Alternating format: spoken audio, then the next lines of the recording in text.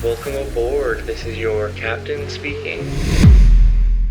Hey everyone, I hope you're doing well. In this video, I have 10 tips to help you write better prompts in Midjourney.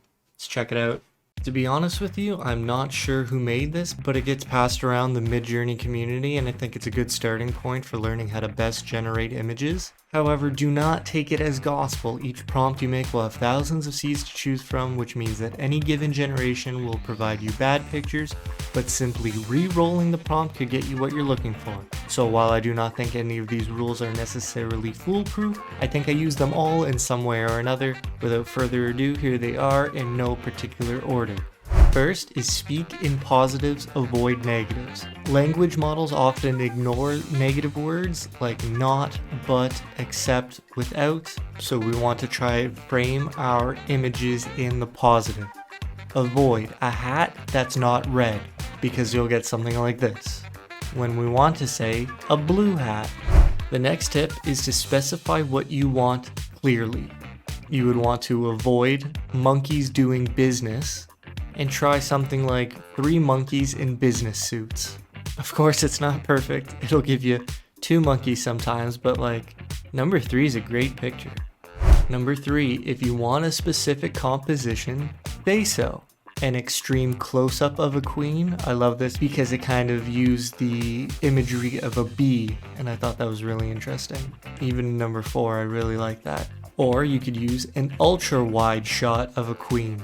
If you're looking for something more like number 1, you could also try a portrait, a headshot, a macro shot, an expansive view of. Be specific if you want something specific. However, tip number 4 is that too many small details may overwhelm the system. You want to avoid a monkey on roller skates juggling razor blades in a hurricane.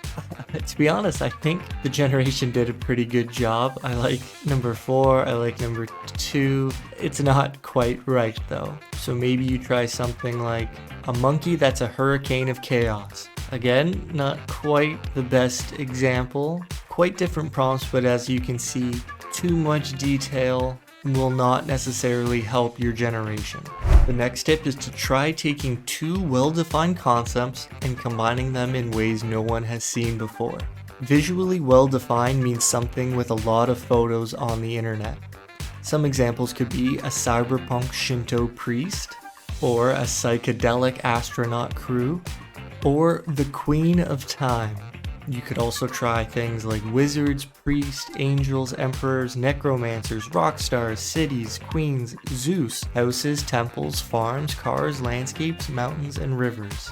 So you've chosen your concept. The next tip is to try to use singular nouns or specific numbers. Vague plural words leave a lot to chance. Like, did you mean 2 wizards or 12 wizards? So perhaps you want to avoid cyberpunk wizards and try something like 3 cyberpunk wizards. I love number 4.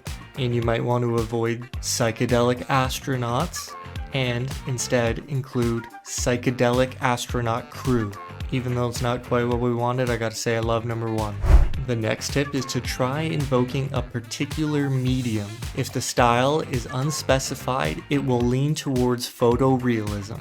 So some examples are a watercolor painting of a landscape or a child's drawing of a home. Look how good these are. I mean, good in the sense that it generated what we were looking for.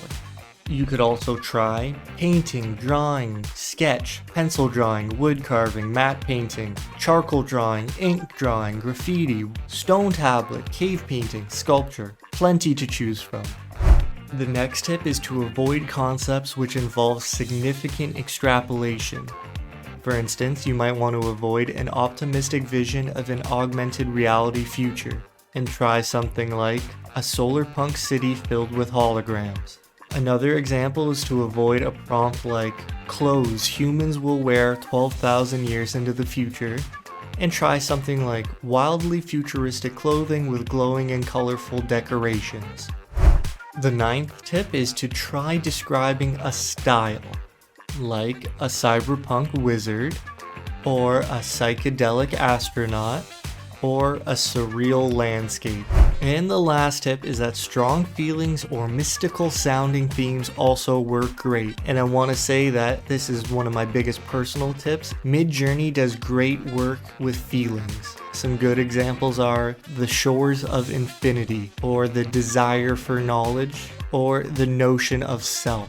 So there you have it. There's 10 tips for writing prompts in Midjourney. Don't take them as gospel, but feel free to incorporate them into your workflow. Please consider subscribing. I hope you're doing well. Take care, and I'll see you next time.